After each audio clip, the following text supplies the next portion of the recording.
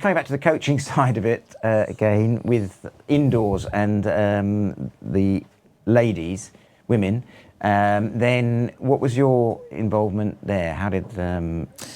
So, well, I mean, I'm a massive fan of indoor. Let's establish Yes, that we're both on that page. And Andy Halliday, you know, he's really progressed indoor hockey in this country, but I would sort of claim a little bit of responsibility to that because I allowed our funding for GB to go into England indoor. Yes. Because I believed in it as a development pathway. Into this, yeah. So that's why we got back to the indoor World Cup. Nice. You know, so when I get asked to coach East Grinstead, you know, like the glory of it is actually to do some proper indoor as well. Yes, so yes.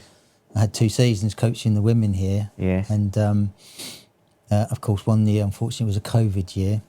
But one year we got a proper go at the indoor and we won the indoor trophy. And I put it up there in sort of some of my most happy sort of hockey moments. So what year that was? If it was post-COVID? Yeah. So was that the first time that they won it? No, I think it was the second time that they'd won it. Okay. Third time, see some fingers going up in the corner. Well done, Longers. Third time. First time I did it. Yeah, well said. That's it. Easy. But okay. And who would have been in that team for the women there? Well, we were very lucky that Ellie Raya played a few times because she has got indoors. She's got an acceleration that just creates some space that's very difficult. Yeah. Sophie Bray played a lot, and and some of this kind of East Grinstead stalwarts like Harriet. What's Harriet's surname? Mitchell. Dart.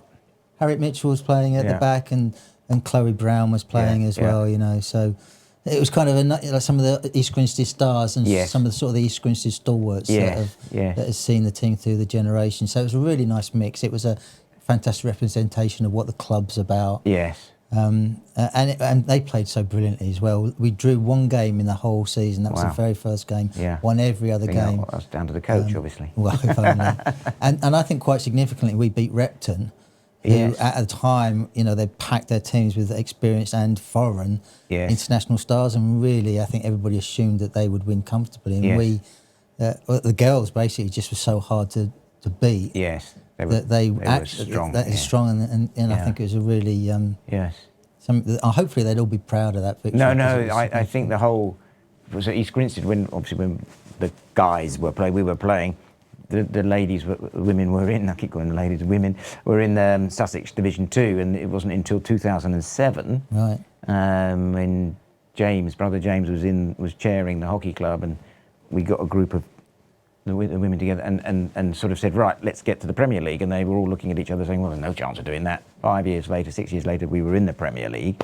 And then they went on to win the title, that first indoor title. So it was quite an amazing... Yeah. So you then had both teams in the Premier League, and it was an incredible achievement, that sort of period of time. Yeah, sign of a great club, right? You know, that when it's not just a team, it's actually the club, you know, particularly across the genders, I think.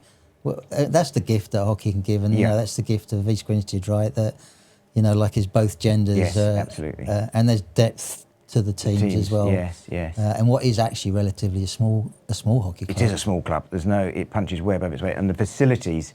I mean, on your travelling around the country, what do you think of the facilities that are here as a club? You know, I never. Originally, I didn't really believe in the aesthetics. Aesthetics? Yes. Something like that.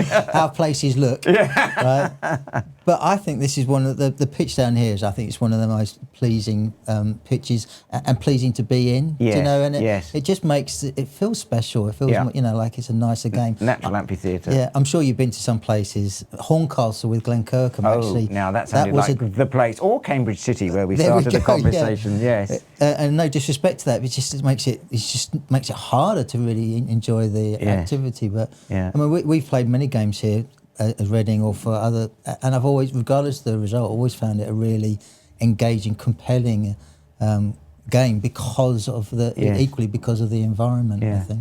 Well, thank you to you for everything that you've given to East Grinstead over the years. Well, sure, thank you to you, Richard. Yeah, well, I know you're wearing different. You know, everybody moves around clubs mostly. Some don't, but most do. But thank you for all of that. And, you know, if you were sort of giving a parting memory about the club, East Grinstead, and telling its sort of current members who don't know the history, what would you sort of say as a sort of a a parting Yeah, memory. well, I'm coaching Reading men's hockey team, right? So we're sitting up in the bar, and you've got the old school sort of honours boards, right? Yes, they're not up to date, but they need to be. Yeah, so there's some 19-year-old players in the game. There's somebody called Jason Lee up there, and do you know who that is? It's like that's me, right? And I think that does reflect kind of what East Grinstead has done, and why I feel kind of still connected to it, because there is a sense of legacy that you can hold on to, right? There's some common people like yourself and Simon that have been that sort of thread that's kept it together, had a passion for the place, and you can kind of feel that, right? And I think that's why when the players come here, even though it's small club, they feel incredibly connected to it,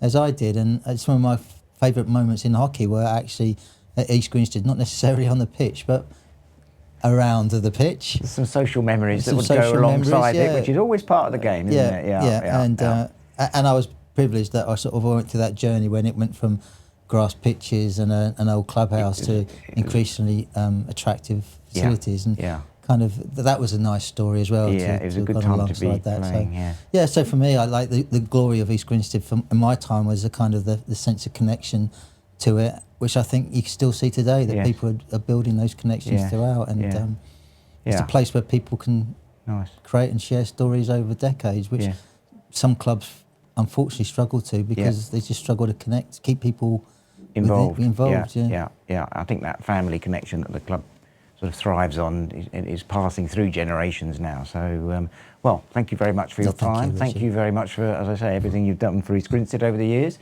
And good luck in the future for you and Reading and everybody else. That's thank you very kind much. of you. Thank you, Richard. Cheers. Thank you.